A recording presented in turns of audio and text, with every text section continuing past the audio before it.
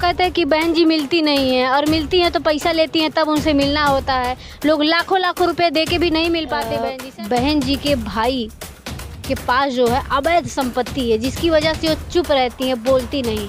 इसमें कितनी सच्चाई? अच्छा, बहन जी सामने खुलकर नहीं आती, किसी भी विषय पे खुलकर नहीं बोलती हैं, भाजपा का विरोध नहीं करती हैं, क्या कैसे कह सकते हैं, किस आधार पे कह सकते हैं? वही बसपा जो है हाथी रही गणेश है, ब्रह्मा विष्णु महेश के नारे लगा रही है, हाथ में त्रिशूल ले रही है, कमंडल ले रही है, परशुराम की कटार ले रही है। आप उसको विचारधारा फूले पेरियार से पीता है। इसमें लोग कह रहे थे कि पार्टी जो पैसा लेती है और केवल पैसा लेकर ही टिकट देती, जिसके पास पैसा है, जनाधार पब्लिक वोट से कोई मतलब नहीं, जिसके पास पैसा है उसी को टिकट मिलेगा।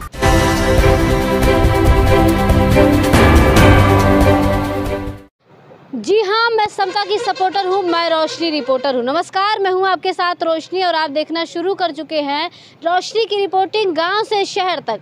हमारे साथ आज बसपा के युवा नेता हैं, वो भी योगी का गढ़ कह सकते हैं, बाबा का गढ़ कह सकते हैं, हिंदुओं का ये गढ़ कह सकते हैं।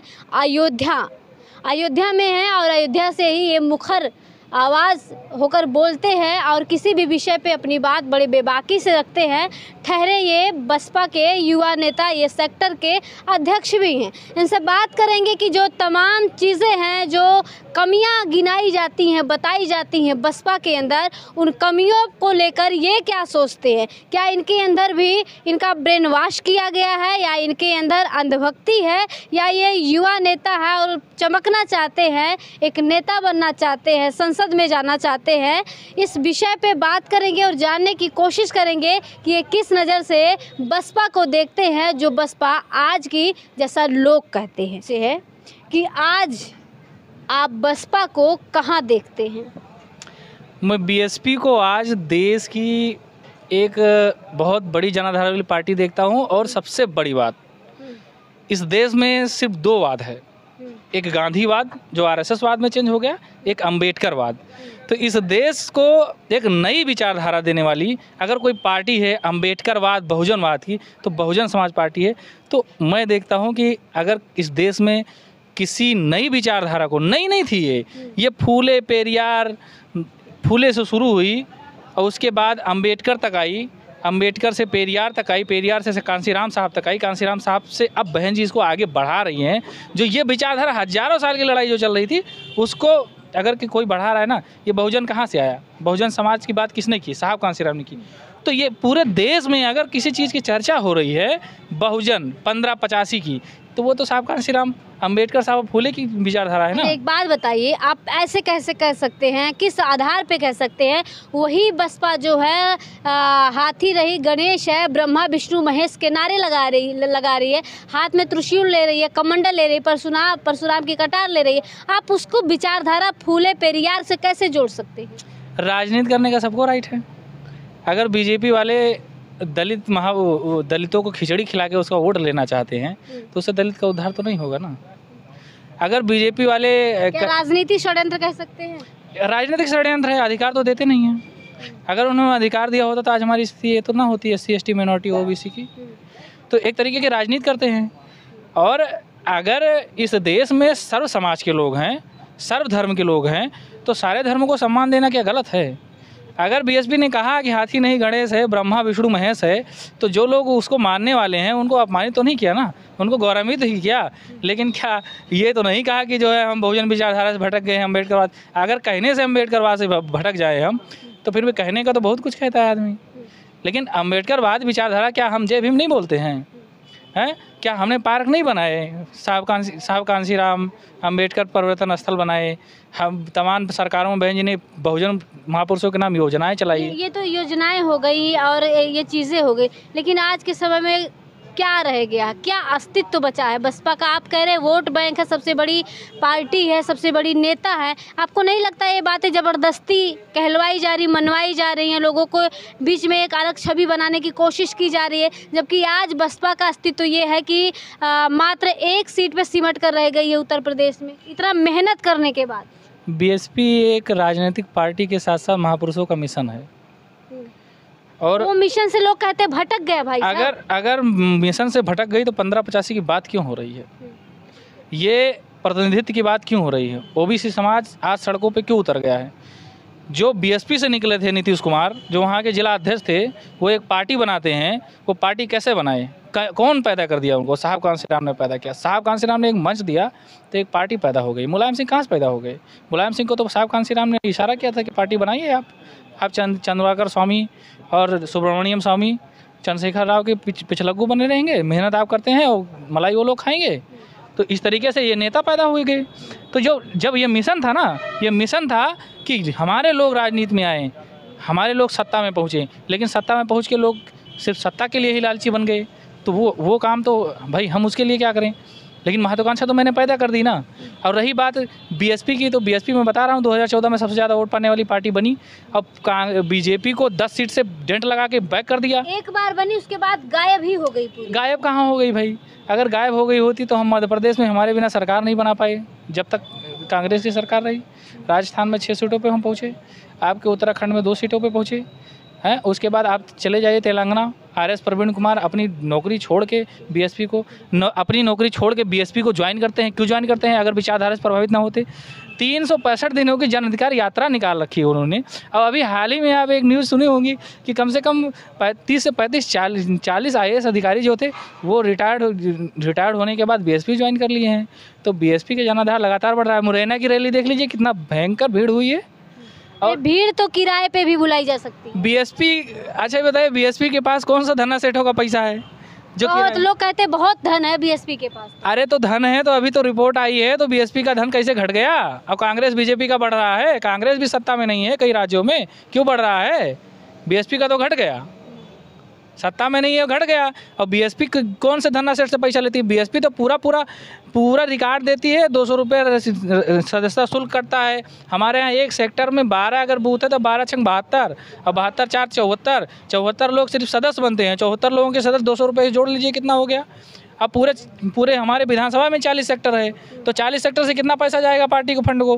फिर हम लोग रजिस्टर लेके बैठते हैं कि भैया हमारी पार्टी बड़ी कमज़ोर है, हमको चंदा दीजिए। जो 100 200 रुपये लोग देते हैं वो, और जो मजबूत लोग हैं वो पार्टी को चंदा देते हैं। तो ये तो हमारे बहुजन समाज के लोग चंदा देते हैं ना पार्टी को।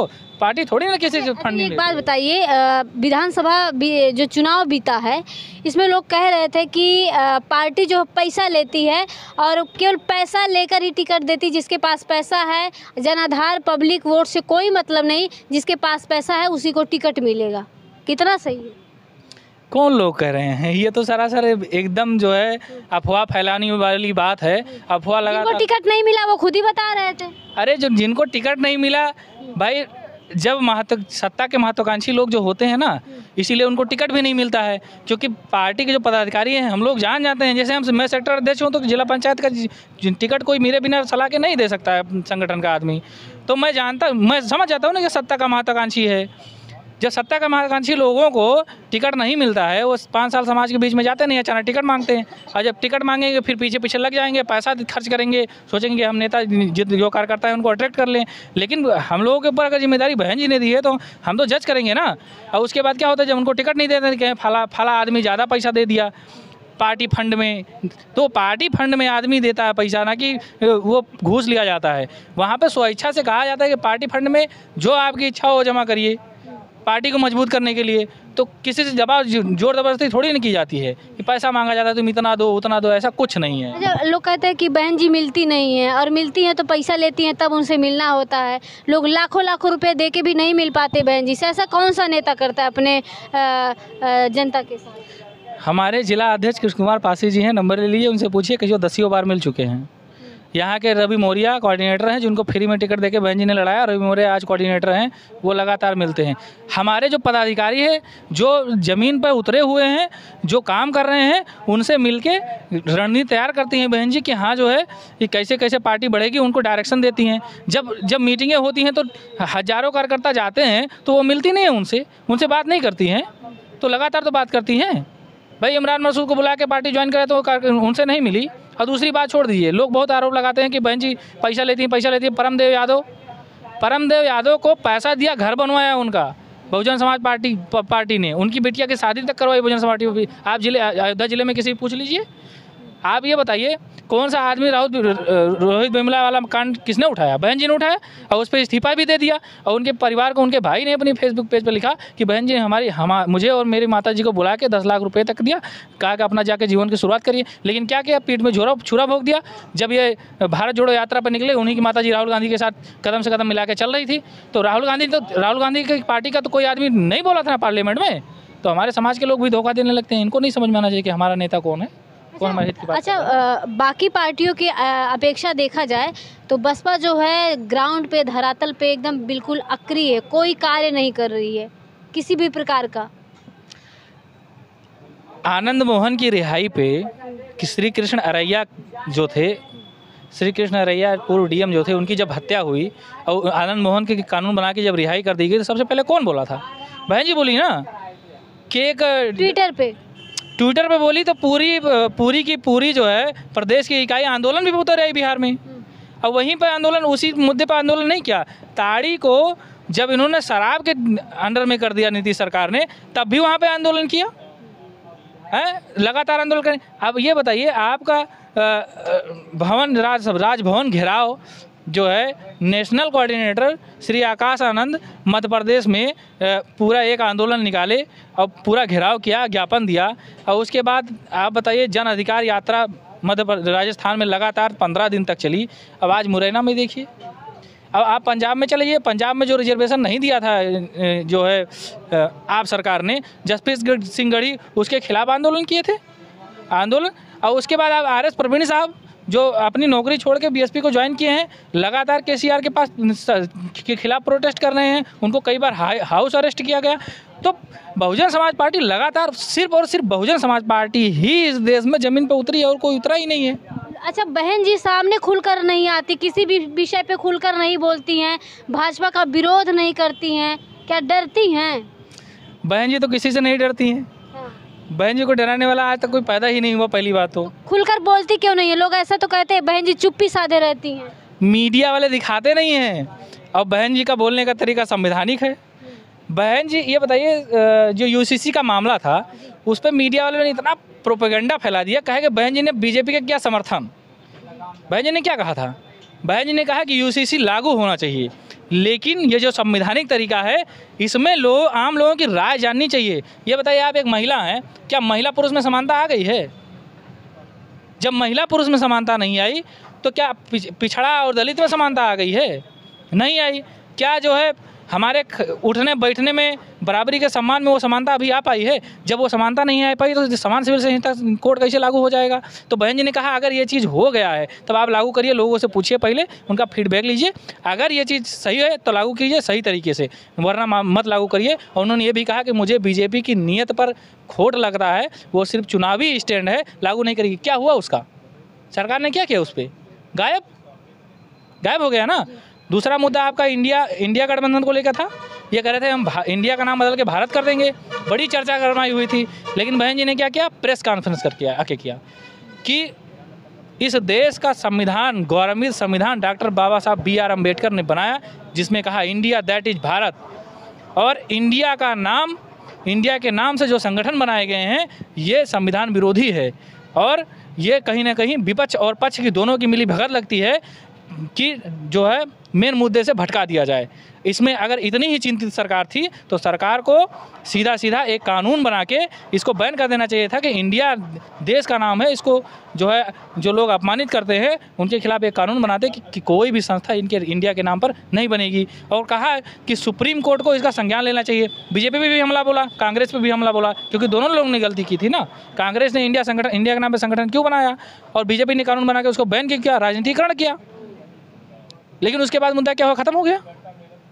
ये भी मुद्दा खत्म हो गया ना। अच्छा, एक बात बताइए, लोग ऐसा कहते हैं कि बहन जी के भाई के पास जो है अवैध संपत्ति है, जिसकी वजह से वो चुप रहती हैं, बोलती नहीं। इसमें कितनी सच्चाई है? बहन जी के भाई के पास अगर अवैध संपत्ति है तो 300 करोड़। अरे हम कह रहे हैं 1000 करोड़ की है तो तुम जेल में डालो ना। बकवास क्यों करते हो? राजनीतिकरण क्यों करते हो? आप जाँच कराइए ना, डालिए जेल में। क्यों नहीं डालते हो? आप मायावती जी को डाल दीजिए। आपने लगाए तो थे 9 मुकदमे। आपने 17 करोड़ रुपए ताज कॉरिडोर के निकले थे, जिसमें बीजेपी भी शामिल थी और सबसे मीटिंगें होती थी। उसके बाद ताज कॉरिडोर का जो है योजना चल रही थी, उसमें 17 करोड़ की जगह आपने 176 करोड़ बताया और उसमें 2009 में क्लीन चिट मिली ना। 9 मुकदमे में बहन जी को क्लीन चिट मिल गई और कोर्ट ने फटकार लगाई कि एक महिला को आप लोग इतना परेशान करते हो, तो बेइज्जत तो हो गए वहाँ पे। तो उसके बाद बहन जी जैसे इन्होंने आनंद जी के 400 करोड़ रुपए जब्त किए थे, बहन जी प्रेस कॉन्फ्रेंस करके कहती हैं कि जो चुनाव में 2000 करोड़ बीजेपी के पास आया था उसका डाटा देगी बीजेपी, क्यों नहीं देती है? हम डरने वाले नहीं हैं। तो बहन जी को तो उनको जेल में डाल देना चाहिए था। एक आखिरी सवाल आपसे है कि भाजपा जो है, बसपा जो है भाजपा की बी टीम है, इसको आप किस नज़र से देखते हैं और कितनी सच्चाइयाँ है? आप भी बसपा के नेता हैं, क्या कहेंगे? इस देश में बीजेपी को 4 बार अगर किसी ने मात दी है ना तो बहुजन समाज पार्टी है। जब पहली बार सरकार बनाई ना 2 महीने के लिए, तो बहन जी ने क्या किया और साहब कांशीराम ने समर्थन लेके सरकार चलाई और जब उनकी बारी आई तो समर्थन नहीं दिया, चुनाव नहीं लड़ा था उनके साथ। दोबारा जब समर्थन लेके इनसे सरकार, तो मान्यर साहब की बात है ना, अब की बात देखी जाए, अब जो है बसपा भाजपा की बी टीम है। अच्छा ये बताइए भाजपा की बसपा बी टीम कैसे हो गई? अगर बीजेपी की बी टीम होती तो फिर अपने कुशल राजनीति से 10 सीट उसको बैक कैसे कर देती? अब मैं तो कहता हूँ कांग्रेस भाजपा की बी टीम है।